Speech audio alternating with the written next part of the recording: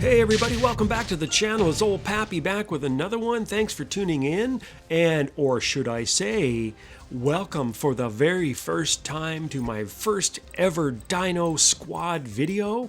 DINO SQUAD, you're saying, what is this? Well, especially if you played War Robots. Well, Pixonic, the company that makes War Robots, has come out with a new concept. And you know, it's funny, for us old guard players that have been around since 2014, we've always kind of wondered, what else will Pixo bring out? What else is up its sleeves? Well, obviously, they're going way, way back to every kid's fantasy when you were little. What were some of the things you were really into?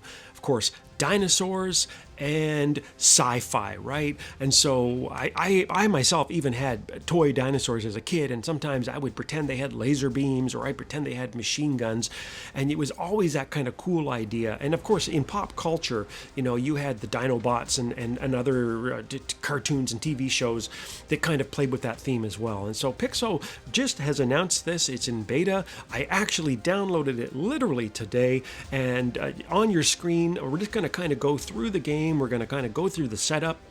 I picked my name, I threw my name in, old Pappy, and right now I'm just kind of going through all the different types of robots that are available, or robots, there you go, my brain, Dinobots, all the Dinobots that are in the game, plus the weapons. Now, obviously, go back, rewind, take your time, read all the descriptions. I don't really have time to go through all of them in this video, but just in terms of just in general, what you're seeing here is it looks like the weapons are actually kind of attached to carriers on the backs of all the different types of robots, and you can see in the right-hand side the name of the robot. So this is the Edison.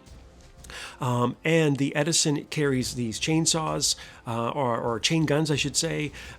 Each of the robots has a name. Each of the robots seems to have a medium, a light, and a heavy version of the type of weapon that they come equipped with. Now, I'm so new in the game, I actually don't even know if these weapons are any good or not, to be honest. Like, I know that if you are coming to the game like I am from War Robots, I've played so long, I immediately know every stat for every weapon. I know what every single robot can do. I know which ones are beacon runners. I know which ones are brawlers. I know which weapons are the camping weapons. And it's kind of weird, I got to admit. It's kind of exciting, too, to get into a new game, and a bit confusing to not really... oh my god, look at that. Look at this. It's a melee weapon. Those are actually buzzsaws. Wow. So this robot, this Triceratops here, Paracelsus, I guess it's called, it actually comes equipped with light, medium, and heavy buzzsaws. Whoa, that sounds really awesome. Anyway, you keep looking at this. Again, I'm not going to name all the names. You can read them on the screen. But I think one of the things that's going to be really cool to explore in this game going forward is getting to learn and know what the robot... there I go again, robots on the brain. Getting to know the Dinobots, getting to know their strengths and weaknesses, getting to understand what the weapons can do. I think there's going to be, of course, a lot of a steep learning curve and a little bit of hopefully not too much mistaken stuff at the beginning, in terms of picking the wrong bots and the wrong weapons and whatnot. And this is apparently version 0.5. Android has had it for a while. I'm on iOS, and so this is, of course, the first time I'm seeing this. And again, pause it. You can read all the stuff in there about what's new, what isn't new, and all that kind of junk, and kind of go from there. And what we're going to do is, just to give you a little bit of a heads up, this is a bit of a longer video than I normally would do. And so once what we're going to do is we're going to get into this thing, and we're going to kind of explore how the hangar works, and we're going to jump into a game, and we're going to try it out. Now, you might be wondering about the shaky cam, what was going on there. Well, oddly enough, it's a weird feature. As soon as you go to your hangar, you flip it back and forth, and it actually moves. Now, this is another weird thing. Now, I'm checking out, you can actually go and see who's in the game before you start. That's kind of weird, eh? Like, you can actually see who's in the game before you start. It's good and bad. But the other thing that you notice there, and I didn't notice this the first time I played it, it said choose your bot, and there was a timer underneath it. Now, the question... look at that blue. Isn't that weird? There's this blue thing in front of me, and I'm checking my buttons, like, what is that thing? And I'm actually realizing... I don't realize this at the time, but I do realize it later when I went back, because I did record this earlier. That is actually a safe spawn area. The other team cannot go through that blue barrier. And so, you know, you can kind of see it flashing. At first, honest to God, when I come up on here and I'm looking, I actually thought it was like Fortnite. I thought, like, what is going on here? Is this like a battle royale? And this blue thing is going to get bigger and bigger, and suddenly we won't have any place to play? But no, that's a safe spawn area. So there is apparently no spawn rating in this game. Imagine that. Look at that. I'm even trying to run against it. And once you leave that little area, you can't go back in. And it was kind of funny. It actually took me a while to figure that out. I was like, what in the hell is this thing? And so the other thing I was wondering is, what are these towers? Well, obviously I know what beacons are in War Robots. I'm just going to push some buttons here and see what happens. And it's giving me a tutorial, push the button to shoot. Now, just very quickly, because I did that, take a look. Like, you can't, at this point anyway, you can't select your individual weapons to shoot. So I guess if you just push the button, it fires. Right? I know in War Robots, each weapon is mapped, and you can actually shoot your top weapons, or you can corner shoot and save ammo.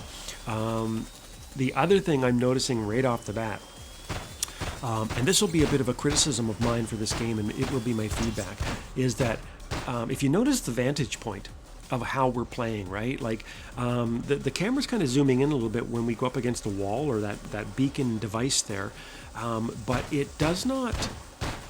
it doesn't allow you to zoom in really far. And one of the things I really love about, say, a game like War Robots is that you're so close to the action, you really literally feel like you're almost inside the robot when it's fighting, right? And it's all to do with the camera angle and how close you are to the action. And I find, now right there, that's a pretty good distance when I zoom down, and I'm not controlling that. I just pushed against the red beacon there, and that's basically, oh, look at that, we won. Woo!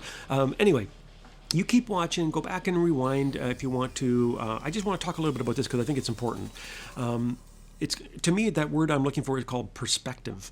It's the camera's perspective. How close are you to the action? And so one of the things right off the bat, if this is more so a review than just getting in and horsing around, I want the camera to be closer.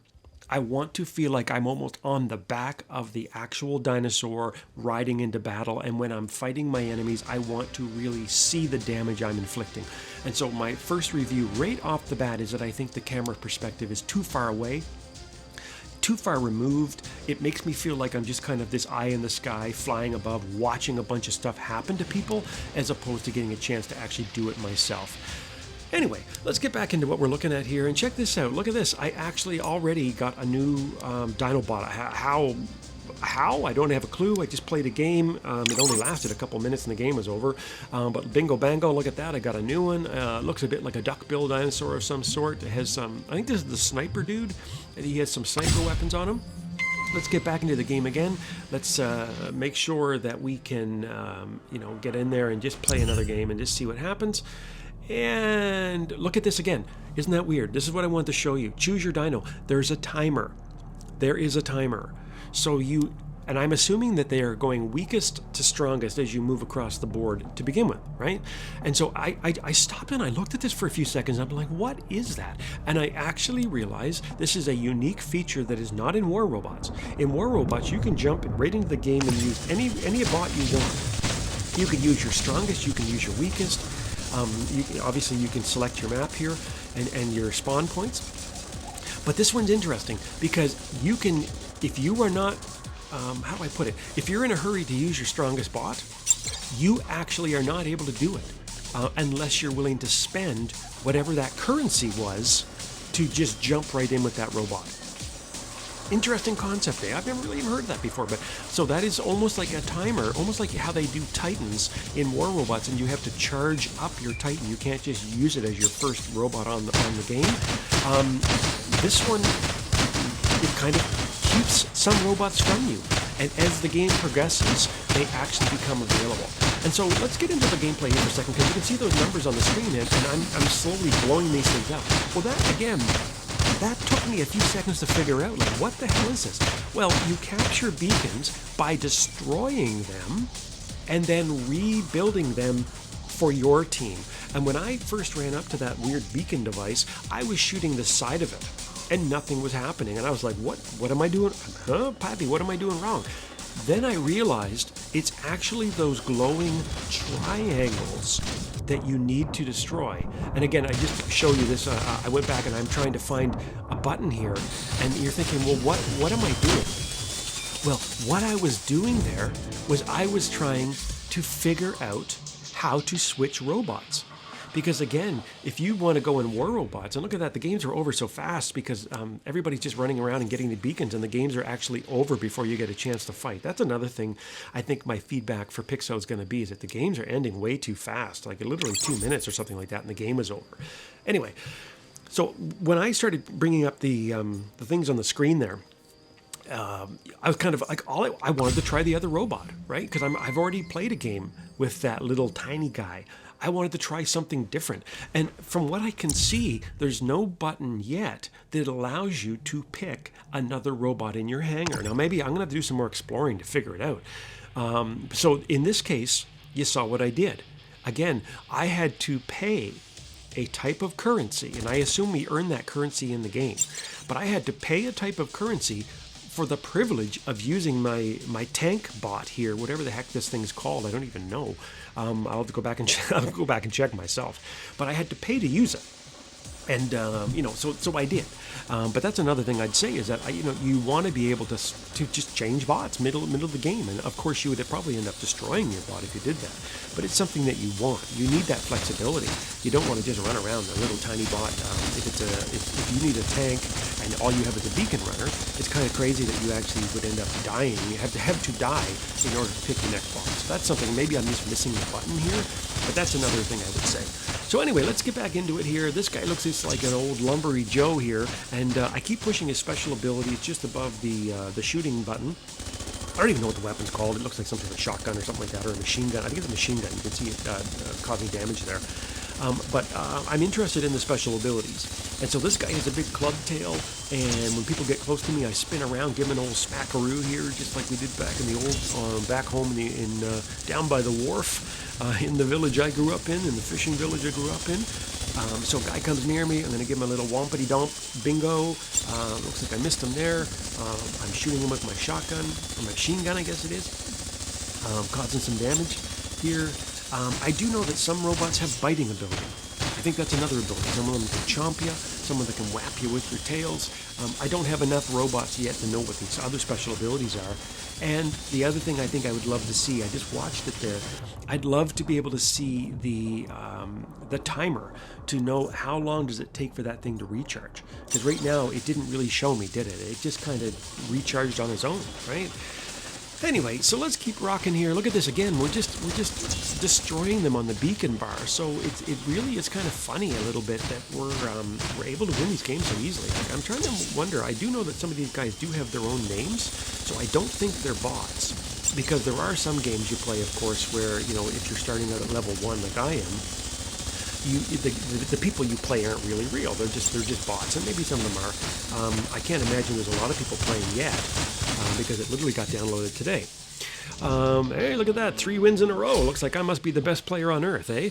Anyway, so let's go back a little bit. There's some of the currency you can win. I came number 1. I got, look at that. I got the MVP.